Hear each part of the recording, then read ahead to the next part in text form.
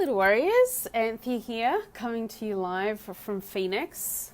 I look pretty tired right now because I've got a bit of jet lag going on.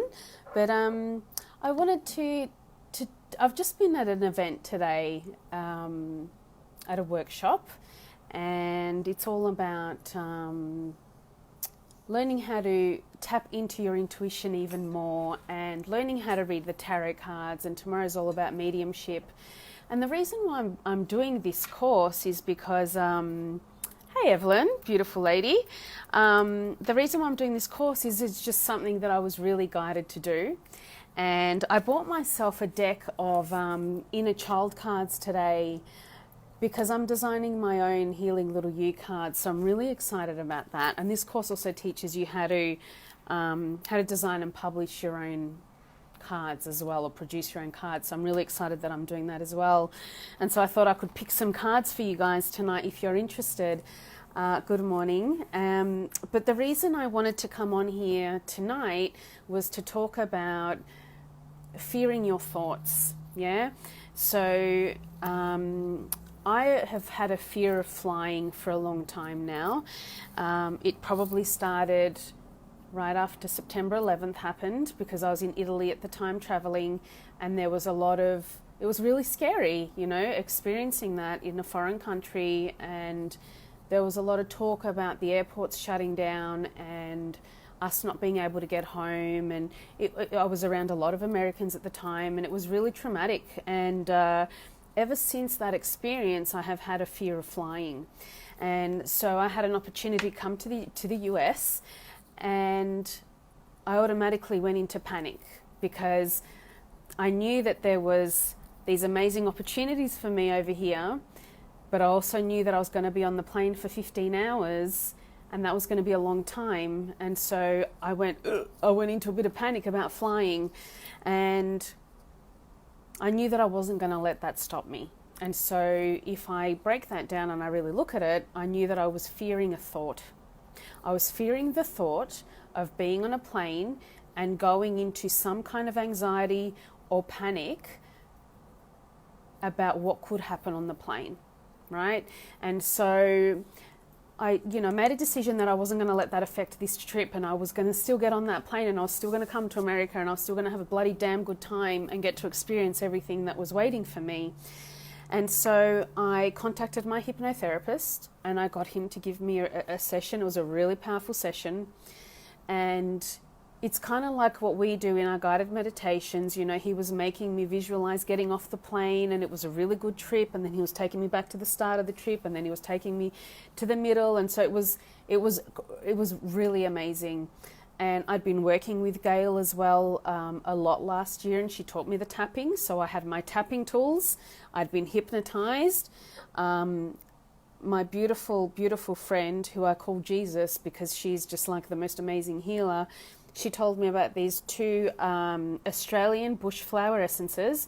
One is the emergency essence, and it's for emotional distress, panic and fear. And I'm like, yeah, I'm taking that with me on the plane, and I took that. And this one is the travel essence, and this is for balancing and refreshing while traveling. So I took that with me. I also took my essential oil Stress Away, which you inhale, and before Western medicine and anything like that, this is what our generations before us used to use. They used to use essential oils because they actually reach all of the cells in your body. So I took my Stress Away with me. I took my Forgiveness with me as well on the plane, and I took these other Earth Light essences, which are to helping you tap into your intuition. So what happened was, as I was getting on the plane, I began to feel a little bit nervous. I'm not going to lie, but I did upgrade myself to an extra leg room seat, which is right on the emergency door. And I had this, there was no one sitting next to me, but I had this other beautiful lady sitting next to me, and she was like, how good's this? We've got like all this room between us. It's awesome. And I was like, I know. So I got to watch my first movie in 2 years, and that was really great. And I got to relax. And I think the drops and the tapping, at times I was doing the tapping. At takeoff I did the tapping because I was determined that I was not going to let anything stop me from getting on that plane, because I knew that I had to be here in America right now. to do this workshop amongst other things. And so when the plane landed, I was like, oh my God, I did it. Like there was a bit of turbulence throughout the flight, and at times I was like, ugh. And then I was like, hang on a minute, Anthea, let's just look at things logically here, yeah? You're in a plane, you're in the air, there's a bit of turbulence, it's okay. And the minute I calmed myself down, the turbulence calmed as well. And I really talked myself through it, and I had a few naps, and I watched a movie, and time went by really, really quickly. And before you knew it, the plane had landed, and I was in LA, and it was amazing. And I was really proud of myself because I did everything that I could to get through that and to push through my fear of the fear of the thought that I had around flying. And I just wanted to share this story with you to tell you how liberated I felt. Because then I caught another plane a couple of days later. I took another plane from LA to Phoenix, which is where I am now. And when I got on the plane, the plane was full, yeah? And when I was sitting there waiting for takeoff, I think I had my arms like this. And, but I wasn't thinking about flying. I was thinking about other stuff. And I was just sitting there like this. And the lady next to me, she goes, are you a nervous flyer? And I was like, oh, hey, yeah, I am a little bit. And we shared stories because she's a nervous flyer too. But as the plane took off, I was fine. And as the plane landed, I composed myself because I wanted to change the story. You know, I wanted to sit there as the plane landed without freaking out. And so that's what I did. I sat there and the plane landed and I was as cool as a cucumber. And then I got off the plane and I was like, okay, I'm just going to keep doing this until I get really comfortable with flying. So guys, the point of this video, this really long story that I just shared with you, is that it's really important to be mindful of not fearing your thoughts, yeah, because they're just thoughts. And usually what we think doesn't happen. It doesn't happen like that anyway, right? So if you've had trauma from the past, which I did have trauma from the past, and my trauma was around September 11 and not being able to get even on a train, yeah, without fearing the train being bombed, then do some healing around it and find a way to get through so that, you know, the fear of your thoughts is not holding you back from doing things in your life that you really want to do, yeah? So I've got these Healing Little You cards. So if you would like for me to pick a card for you and read it out to you, just comment below. And I think Evelyn's already said yes. Evelyn, are you still there? Would you still like me to pick a card for you? Just comment below and I will pick a card and I'll read the meaning for you. So I'm just going to put my laptop on and see who is here. Can't see.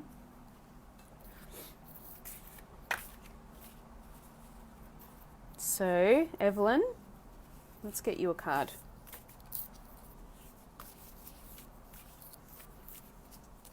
There she is. Okay. Alrighty.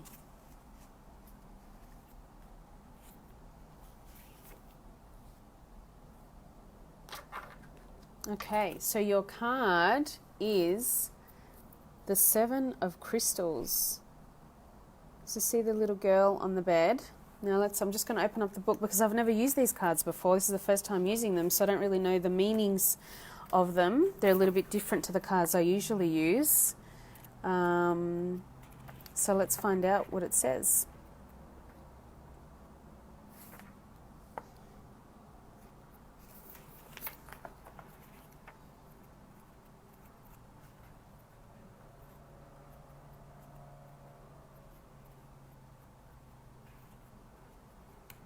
Okay, I'm just going to hold this up so you can see it instead of me. You don't need to look at me. Okay, so the lighting of a candle is a symbolic gesture. It represents a time to usher in the illumination of the soul. The winter solstice is a sacred turning point of the year and often occurs close to the Hebrew Festival of Lights, known as Chanukah. At the solstice, there is a prayer and celebration honouring the sun's rebirth and the new dawning of the higher self. At this time, At this time, one can move away from isolation or darkness, where spiritual seeds are sown, towards light and unity, where the flowers of wisdom can blossom. The young gnome girl in this card is creating a sanctuary for herself, a place where she can go within and seek inner peace, clarity and vision. She's experiencing a period of contemplation in which she can reach into the depths of her personal knowledge in order to weave truth and wisdom into light. Inner transformation is represented by the rainbow carpet on which she kneels. The 7 candles are like a menorah. They symbolize lamps or guides that help illuminate the process. How beautiful is this card? A time of waiting or rest is offered to you. Let the candle lights reflect the brilliance of your inner journey. Find your own attunement and trust that all is well. Patience is a cardinal virtue. This may be a time to pause or a phase where you are rebuilding strength for your next adventure or awareness in life. Be still and let the inner truth be revealed. So I don't know if that resonates with you, that card, Evelyn. Hey Shay, how you going? Let me know if that card resonates with you. But how beautiful! I think it's I was talking about this today with a lady in the workshop, and we're talking about how important it is. I talked about it with several ladies, how important it is to show ourselves that self-love. And often, if you have been abused as a child, or if you had somebody's negative voice or negative opinions about you in your ear, usually what happens when they move on, we take on the role of the abuser. And so we then continue to have that negative self-talk going on and on and on in our head. And the greatest thing you can do for yourself is to begin to show yourself love. Because if you think about it, if there was a little child, like if there was a 2-year-old child, Evelyn, in your life, and you spoke to her the way you speak to yourself, she would be a mess. So you've got to think of yourself like you're that sensitive person who needs love and respect and nurture, just like you would, if you wouldn't say something to anybody else, if you wouldn't call somebody else a specific name, don't say it to yourself. Yeah, begin to show yourself self-love. So did that card help? And would anybody else like a card while I've got the cards out before I got to go? Anybody else want a card? Please let me know. So Evelyn's saying I do like patience. Yeah. Patience seems to be quite a big topic with a lot of people that I speak to, that I've been speaking to lately. So we're always in such a rush to do things and move ahead and get to the next goal and get to the end result. And it means that we miss out on the journey, which can be really hard. So, okay, I'm just going to Jennifer. Hi, Jennifer. How are you? So you want a card? Alrighty, so I'm just going to give the cards a bit of a shuffle. Pull one out for you.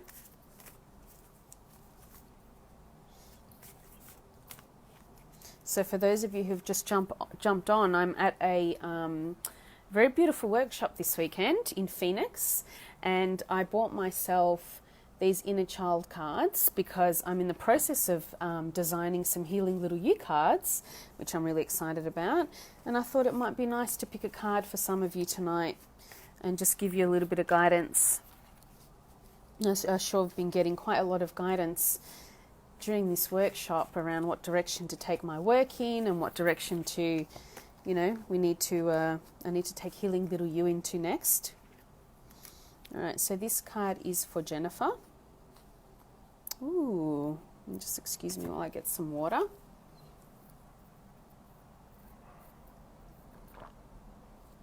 So this is the 9 of Wands. Let me just find the page and I'll read it to you.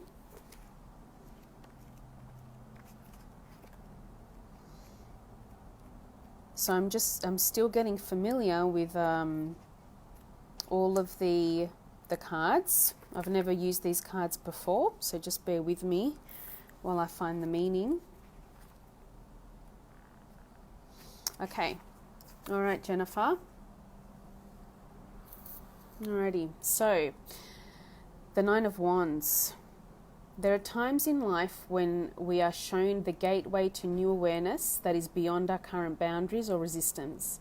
This new awareness offers another view of the world that can recapture or open us to the magical garden of wisdom that lives within us. It is there that we may learn to master our abilities and gifts. When the fairy on this card is ready to open the garden gate, she will discover a world of herbs, flowers, and trees that await her arrival. They will vitalize and heal her. There is an abundance of energy available to her. The butterflies on the gatepost are the aspects of her soul that are ready for metamorphosis. She hears the garden calling, and so she peeks. This is a time in your life when you may be exploring the secret passages of spirit or completing an important evolutionary cycle. There is a rich and flowering place within you. You must journey there. Close your eyes and envision yourself entering the colourful and fragrant garden of your mind and heart. How beautiful is that? Again, another card about going within and doing that internal nurturing and planting those flowers on the inside, and so that they can grow. So that's a beautiful, really beautiful card. I hope that helped, Jennifer. Let me know if it did. Shay, I'll pick a card for you as well. Alrighty, let me just shuffle these. Oh, one has flown out of the deck. Ooh. Okay, this is clearly for you, Shay. All right, last card. So, let me just find it.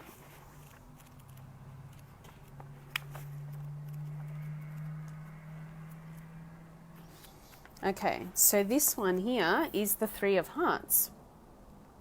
Ancient goddess whispers claimed that the creation of the universe stemmed from the mysterious rhythm and magic dance of the deep waters. Eastern mystics said that the true self, identical to the eternal dancing deity, resides in the cave of the heart. This connection between the heart and the higher self is an important facet in the evolving flow and harmony of life. In this card, a happy clam sands up bubbles of laughter as a buried treasure chest contained vast riches of jewels rests unopened.